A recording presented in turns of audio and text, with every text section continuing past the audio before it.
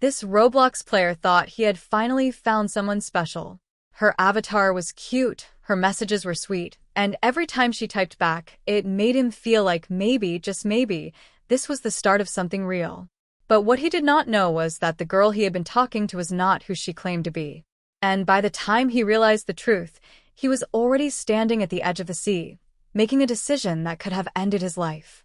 Because this was not just a Roblox love story. This was a trap. And what happened next was so terrifying, he would never look at online friendships the same way again. Most people think danger only happens in real life. Outside the screen. Outside the game. Outside the safe little world where your biggest problem is lag, bad teammates, or losing Robux. But sometimes, the most dangerous thing is not the game itself. It is the person behind the screen. And today's story is about a Roblox player who learned that lesson in the worst way possible. It all started with a random friend request. Nothing unusual. Just another avatar in a crowded server. A girl with a simple name, a bright outfit, and a kind of look that made her stand out immediately. Her username was Leah. At least, that is what she said her name was. At first, the boy did not even accept the request. He was only there to play, to relax, to waste time after school like he always did. But Leah kept showing up. Same server, same game, same timing. And eventually, curiosity won. He accepted. The first message was harmless. Hey. Then another. Do you want to play together? That was it. No weirdness. No pressure. Just a friendly conversation. And that is what made it so easy. Because when someone seems too normal, your guard drops. They talked about random things. Favorite games. School. Pets. Music. Normal stuff. The kind of conversation that feels safe because it does not feel like a trap. Leah said she was new to the game. She said she did not know many people. She said he was the first person who had been nice to her. And that was the first mistake. Because the second a lonely person hears that they are special, they start to care too much. Day by day, the messages became more frequent. Then came the calls. Not voice calls inside the game. Real calls. Outside Roblox. She said it would be easier to talk that way. She said she trusted him.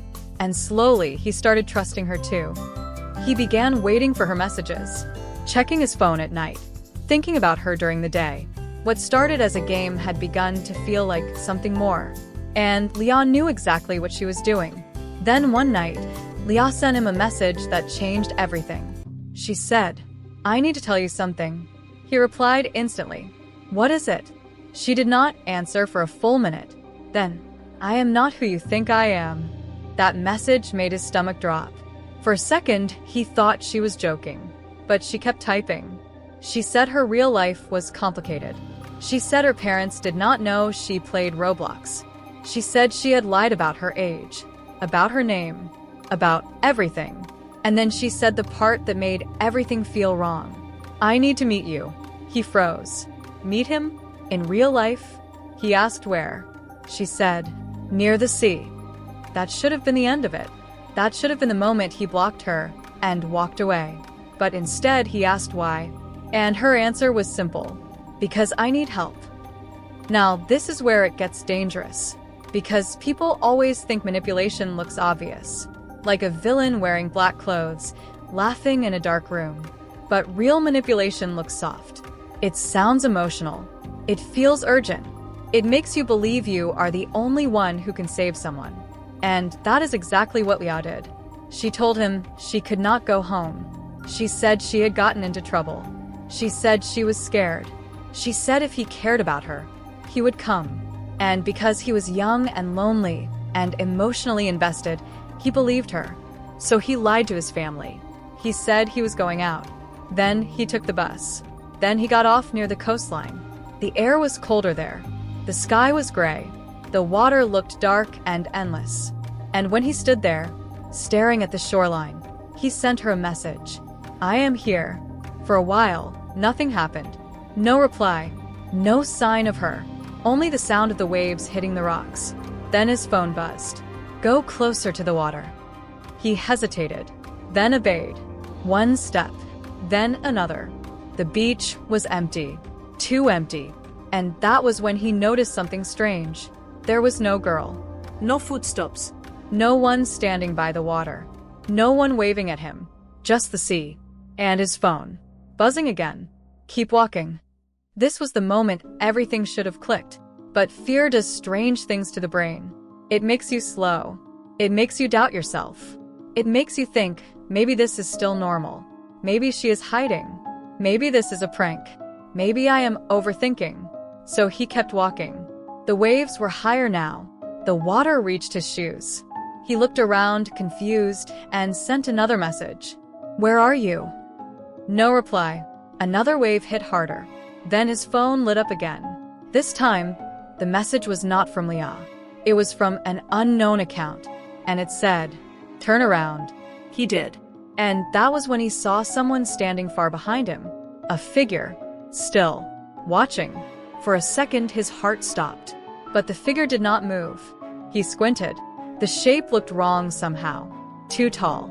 Too stiff. Not like a girl at all. Not like Leah. He took one step back. Then another. The water was now up to his ankles. And suddenly, his phone showed a final message. I never said I was alone. That was when panic hit. He turned and started running back toward the shore, but the wet sand made every step harder. The water pulled at his legs. The wind got louder. His breathing got faster. And behind him, he heard something splash. He did not look back. He just ran. But the shoreline was slippery, and in the chaos, he lost his balance. He fell forward into the shallow water. The cold shocked him instantly. He tried to stand. Then another wave hit, harder this time, and he was dragged deeper. Not far. Not enough to disappear, but enough to make him realize how quickly a harmless meeting could turn into something deadly. He fought to get back up. His hands hit the sand. His knees scraped the ground. His phone slipped from his grip and disappeared into the water. And then, just when he thought it was over, someone grabbed his arm. He looked up. It was not Leah. It was a stranger, an older man. His face was angry. His voice was sharp. The girl he had been talking to was never real. Or, at least, not in the way he thought. The sweet messages. The fake emotions. The sudden need for help. All of it had been used to lure him to the beach. And if he had gone a little farther into the water, or if the waves had been stronger, or if that stranger had not been nearby, the story could have ended very differently. But the worst part? The account was already gone. Deleted. No trace. No profile picture. No chat history. Nothing. It was like Leah had never existed at all. The boy never told anyone at first. He was too embarrassed. Too scared. Too confused. How do you explain that you almost got hurt because you trusted someone behind a cartoon avatar? How do you admit that a few kind messages were enough to make you cross a line you should never have crossed? But eventually, he told the truth. And once he did, everything became clear. The account had been part of a scam, a trap, a game of emotional bait designed to find lonely players, earn their trust, and get them to do something reckless. And he had almost become the next victim. That is why this story matters. Not because it is about Roblox, not because it is about a beach, and not even because it is about a girl who is not real. It matters because it shows how dangerous fake trust can be. The internet makes it easy to feel close to people you have never met. It makes someone's words feel more real than their face. It makes a lie sound like love. And when you are not careful, that lie can take you somewhere you should never have gone. So, remember this. Just because someone is kind online does not mean they are honest.